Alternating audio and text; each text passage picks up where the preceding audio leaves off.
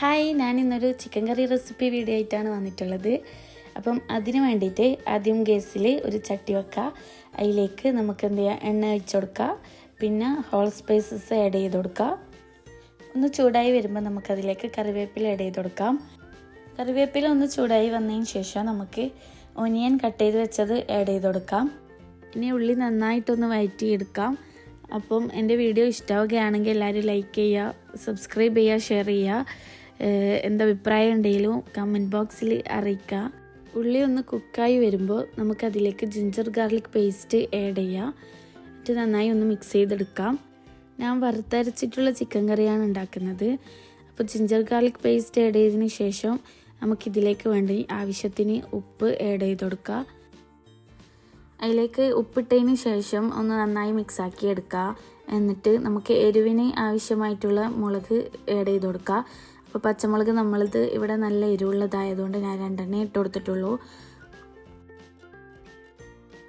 ഇതിലേക്ക് ഇനി നമുക്ക് തക്കാളി ആഡ് ചെയ്ത് കൊടുക്കുക. ഈ കറിയെല്ലാം എല്ലാവർക്കും ഉണ്ടാക്കാൻ അറിയുന്നതായിരിക്കും, അറിയാത്തവർക്ക് ഉപകാരപ്പെടുമല്ലോ എന്ന് കരുതി എടുത്തതാണ്. ഇനി ഈ തക്കാളിയെല്ലാം ഒന്ന് ഉടഞ്ഞ് വരുന്നത് വരെ ഒന്ന് കുക്ക് ചെയ്തെടുക്കണം.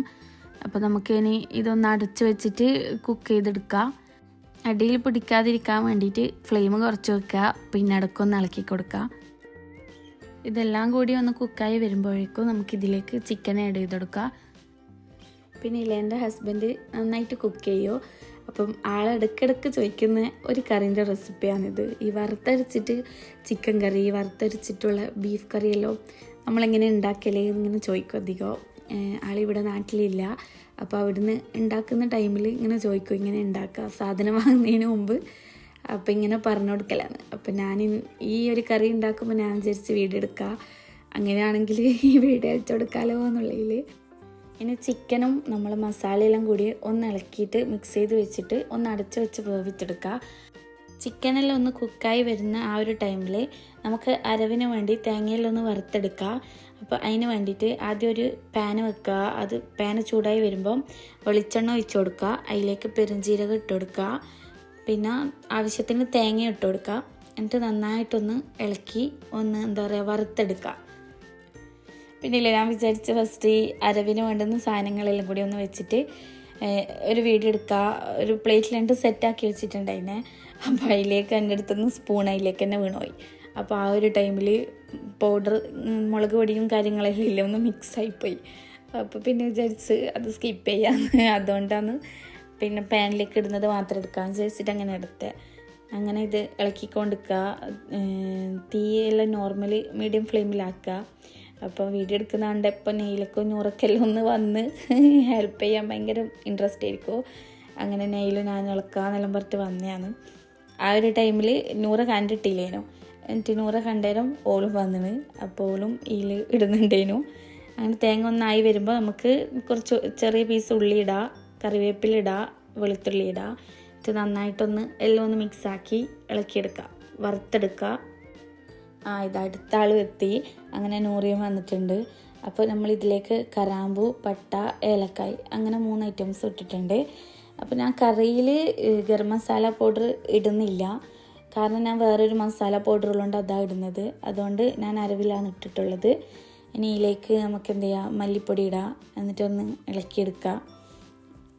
ചൂടായി വരുമ്പോൾ മുളക് പൊടിയും മഞ്ഞൾപ്പൊടിയും ആഡ് ചെയ്തിട്ട് ഒന്ന് മിക്സാക്കി എടുക്കുക. പിന്നെ ഇല്ലേ, ഞാനിങ്ങനെ ഓരോ റെസിപ്പി വീഡിയോ എല്ലാം നോക്കുന്ന ടൈമിൽ എന്താ അറിയില്ല, എൻ്റെ നെയിലൂക്ക് നൂറുക്ക് നല്ല ഇൻട്രസ്റ്റ് ആണ്. എപ്പോൾ ഇങ്ങനെ കാണാൻ വേണ്ടി വരുമോ, ഇങ്ങനെ ചോദിക്കും. അതിൻ്റെ ഇടയിൽ എന്തെങ്കിലും കളിക്കാൻ പിന്നെ എന്ത് ഇട്ടു ഉമ്മയിൽ ഇങ്ങനെ ചോദിച്ചുകൊണ്ടിരിക്കും. അപ്പോൾ എന്തോ അവർക്ക് ഫുഡ് ഉണ്ടാക്കുന്ന കാണാനും ഇങ്ങനെ ഹെൽപ്പ് ചെയ്യാൻ വരാനുള്ള നല്ല ഇൻട്രസ്റ്റാണ്. മാഷാല്ലാ.